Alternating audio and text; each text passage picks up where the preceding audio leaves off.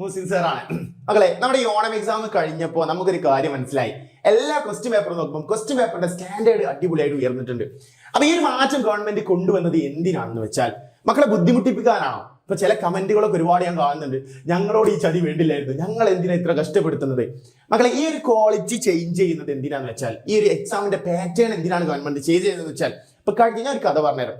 കഴിഞ്ഞ മുന്നത്തെ വർഷത്തെ ഒരു കുട്ടി, ഇപ്പൊ സാർ പഠിപ്പിച്ച ഒരു കുട്ടി, അടിപൊളിയായിട്ട് നല്ലോണം പഠിക്കുന്ന കുട്ടിയാണ്. ഈ കുട്ടി പഠിച്ച് ഫുൾ A+ വാങ്ങി. അവൾക്ക് നല്ല ആഗ്രഹമാണ്, ഡോക്ടർ ആണെന്ന് ഭയങ്കരമായ ആഗ്രഹമാണ്. അപ്പൊ നീറ്റ് എഴുതണം, എൻട്രൻസ് എക്സാം എഴുതണം.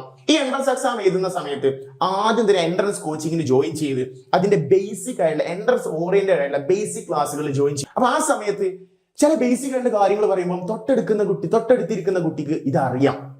അപ്പം അവൻ എന്നോട് വിളിച്ച് ചോദിക്കുകയാണ്, സാറേ ഞാൻ ഇവിടെ ജോയിൻ ചെയ്തു, എൻട്രൻസ് ചെയ്താനാണ്, അപ്പം അതിന്റെ ബേസിക് ആയിട്ടുള്ള കാര്യങ്ങൾ പഠിച്ചുകൊണ്ടിരിക്കുകയാണ്. പക്ഷെ എന്റെ അടുത്തിരിക്കുന്ന കുട്ടികൾക്കൊക്കെ ഇത് അറിയാം, അതായത് CBSE പഠിച്ച കുട്ടികൾക്കൊക്കെ അത് അറിയാം എന്ന് പറഞ്ഞാൽ ഈ CBSE പഠിക്കുന്ന കുട്ടികൾ എന്ന് പറഞ്ഞാൽ അപ്പൊ അതിൽ ചില നമ്പേഴ്സ് ഒക്കെ കുറച്ചുകൂടി ഡിഫിക്കൽട്ട് ആയിട്ടുള്ള നമ്പേഴ്സ് അവരെ പ്രാക്ടീസ് ചെയ്യിപ്പിക്കുന്നുണ്ട്.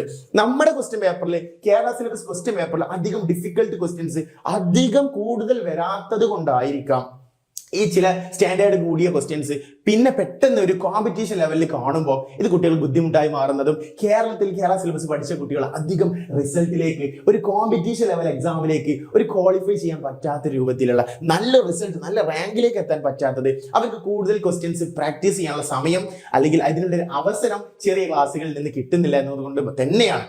അതായത് ഇപ്പോൾ ഈ ഒരു മാറ്റം കൊണ്ടുവന്നത് കുട്ടികൾക്ക് ബെനിഫിറ്റ് ആണ്. കാരണം ക്വാളിറ്റി എഡ്യൂക്കേഷനിലൂടെ മാത്രമാണ് ഒരു ക്വാളിറ്റി ആയിട്ടുള്ള സ്റ്റുഡൻസിനെ ക്രിയേറ്റ് ചെയ്യാൻ പറ്റുള്ളൂ. അപ്പൊ നമ്മുടെ ഓരോ ക്വസ്റ്റ്യൻസും ഇപ്പൊ ഞാൻ കണ്ടുവരുന്നത് ഇപ്പം ഡയറക്റ്റ് ക്വസ്റ്റ്യൻസ് ഇല്ലാതെ എല്ലാം നമ്മൾ ചിന്തിച്ച് ചെയ്യേണ്ട ക്വസ്റ്റ്യൻസ് ആയിരുന്നു നമ്മൾ ഈ ഓണം എക്സാമിന് ഇപ്പൊ തന്നിട്ടുള്ളത്. അതുപോലെ തന്നെ ചിന്തിച്ച് നമ്മുടെ ബ്രെയിൻ വർക്ക് ചെയ്യിപ്പിക്കാനുള്ള ഡയറക്റ്റ് നേരെ ആൻസർ ചെയ്യുന്നു, സിമ്പിൾ നമ്പേഴ്സ് വെച്ചിട്ടുള്ള ക്വസ്റ്റ്യൻസ് വരുന്നു എന്നുള്ള ക്വസ്റ്റ്യൻസിന് പുറമെ കുറച്ചും കൂടി ചിന്തിച്ച് അതെങ്ങനെ വരും, അടുത്ത സ്റ്റെപ്പ് എന്തായിരിക്കും ചിന്തിച്ച് തന്നെ എഴുതേണ്ട ഒരു രൂപത്തിലുള്ള ക്വസ്റ്റ്യൻസ് ഒരുപാട് ആഡ് ചെയ്യുന്നതിലൂടെ കുട്ടികളുടെ ക്വാളിറ്റി ഇമ്പ്രൂവ് ആവും. ഇതൊരു നല്ല കാര്യം തന്നെയാണ്. അപ്പൊ നമുക്ക് ക്വാളിഫിക്കേഷൻ എന്ത് ചെയ്യും, ഇമ്പ്രൂവ് ആയി വരും. അവിടെ കോമ്പറ്റീഷൻ കൂടും.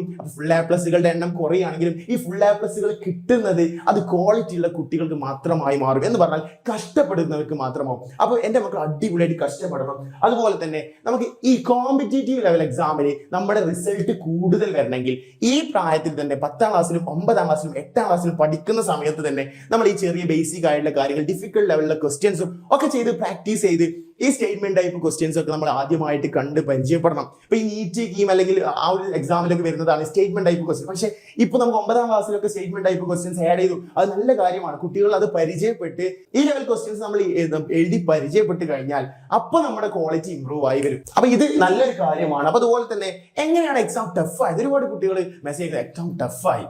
ആദ്യം മുതലേ കൺസിസ്റ്റന്റ് ആയി റെഡി ആയി പഠിച്ച് മുന്നോട്ട് വന്ന കുട്ടികൾക്ക് എക്സാം ശരിക്കും ടഫ് എന്ന് പറയാൻ പറ്റുമായിരുന്നോ?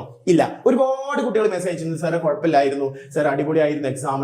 അപ്പോ ഇവരെന്ന് പറഞ്ഞാൽ ആദ്യം മുതൽ തന്നെ നമ്മൾ ടെക്സ്റ്റ് ബുക്കിലെ കണ്ട, നമുക്ക് പുറമെ ഔട്ട് ഓഫ് സിലബസ് ഒന്നും ക്വസ്റ്റ്യൻസ് വന്നിട്ടില്ല.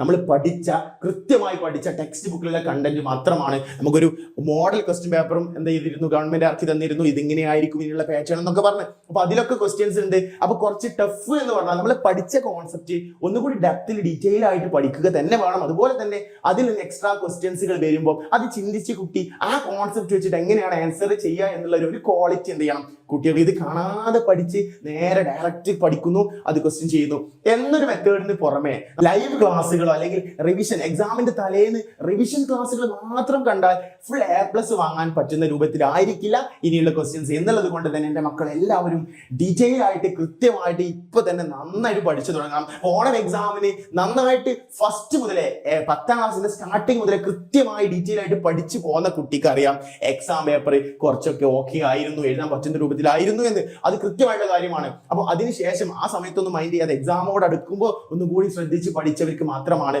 എക്സാം നല്ല ടഫായി വന്നിട്ടുള്ളത്. അപ്പൊ മനസ്സിലാക്കുക, നമ്മൾ പഠിക്കുന്ന ഈ ഒരു ചെറിയ കട്ടി ബുക്ക്, ആ ബുക്കിന്റെ ഉള്ളിലുള്ളത് മാത്രമേ എക്സാമിന് വരുന്നുള്ളൂ, അതിന്റെ പുറത്തോട്ട് ചോദിക്കുന്നില്ല. ആ ബുക്ക്, ഓരോ ബുക്കും കൃത്യമായി നമ്മൾ ഡീറ്റെയിൽ ആയിട്ട് മനസ്സിലാക്കി പഠിച്ച് അതിനുള്ള എക്സ്ട്രാ ക്വസ്റ്റ്യൻസ് നമ്മൾ ഡീറ്റെയിൽ ആയിട്ട് ചെയ്ത് പഠിച്ചാൽ നമുക്ക് എന്ത് ചെയ്യാം, ഫുൾ A+ കിട്ടും. നല്ല ക്വാളിറ്റിയുള്ള ഫുൾ A+ കിട്ടും. നല്ല ക്വാളിറ്റിയുള്ള സ്റ്റുഡൻസ് ആയി നിങ്ങൾക്ക് മാറാൻ പറ്റും. സോ നമുക്ക് എക്സാമിനറിന്റെ ബാച്ചുകൾ ഉണ്ട്. ബാച്ചിൽ എന്ത് ചെയ്യുന്നുണ്ട്, ഓരോ ക്ലാസ്സുകളും ലൈവായിട്ട് ഡെയിലി ഓരോ സിലബസും നമ്മൾ ഡീറ്റെയിൽ ആയിട്ട് പഠിപ്പിക്കുന്നത് നമ്മളെ പഠന രീതിയും പഠിപ്പിക്കുന്ന രീതിയും അതിനനുസരിച്ച് സ്റ്റാൻഡേർഡിൽ ഉയർത്തിയിട്ടില്ലെങ്കിൽ നമുക്ക് എന്ത് ചെയ്യാൻ പറ്റില്ല, നല്ല റിസൾട്ടിലേക്ക് എത്താൻ പറ്റില്ല. സോ നമുക്ക് എന്തുണ്ട് മക്കളെ, ഓണം ഓഫർ ആയിട്ട് 7ാം ക്ലാസ് മുതൽ നമുക്ക് 10ാം ക്ലാസ് വരെയുള്ള ബാച്ചിന്റെ ഫീസ് ഞാൻ ജസ്റ്റ് ഒന്ന് പറഞ്ഞുതരാം. അതായത് 1899 രൂപയാണ് നമ്മുടെ 7ാം ക്ലാസ്സിന്റെ സൃഷ്ടി ബാച്ചിനുള്ളത്. അതുപോലെ തന്നെ 2299 രൂപയാണ് 8ാം ക്ലാസ്സിന്റെ ബാച്ചിനുള്ളത്, ശക്തി ബാച്ചിനുള്ളത്. നമുക്ക് ഓണമായിട്ട് നമുക്ക് 2500 നിന്ന് അതെന്ത് ചെയ്തതാണ്, കുറച്ച ഫീസാണുള്ളത്. അതുപോലെ തന്നെ നമ്മൾ ക്ലാസ് ഞാൻ ആൽഫ ബാച്ചിന് 2299 രൂപയേ ഉള്ളൂ. അതുപോലെ തന്നെ 2799 രൂപയാണ് നമ്മുടെ ലക്ഷ്യ ബാച്ചിന് 10ാം ക്ലാസ്സിനുള്ളത്. അപ്പൊ ഇത് ഡീറ്റെയിൽ ആയിട്ട് നമ്മുടെ ആപ്പിലൂടെ ക്ലാസ്സുകളും അതിന് പുറമെ എക്സ്ട്രാ നോട്ടുകളും ക്വസ്റ്റ്യൻസുകളും എക്സാമുകളും ഡീറ്റെയിൽ ആയിട്ട് ചെയ്യിപ്പിക്കുന്നുണ്ട്. അപ്പൊ ഇത് കൺസിസ്റ്റന്റ് ആയി നിങ്ങൾ പഠിച്ചു പോയെങ്കിൽ മാത്രമേ ഈ വർഷം നല്ലൊരു ക്വാളിറ്റി ഉള്ള സ്റ്റുഡന്റ് ആയി നല്ല റിസൾട്ടിലേക്ക് നിങ്ങൾക്ക് എത്താൻ പറ്റുള്ളൂ. സോ എല്ലാവരും അടിപൊളിയായിട്ട് പഠിക്കുക. Have A nice day. All the best.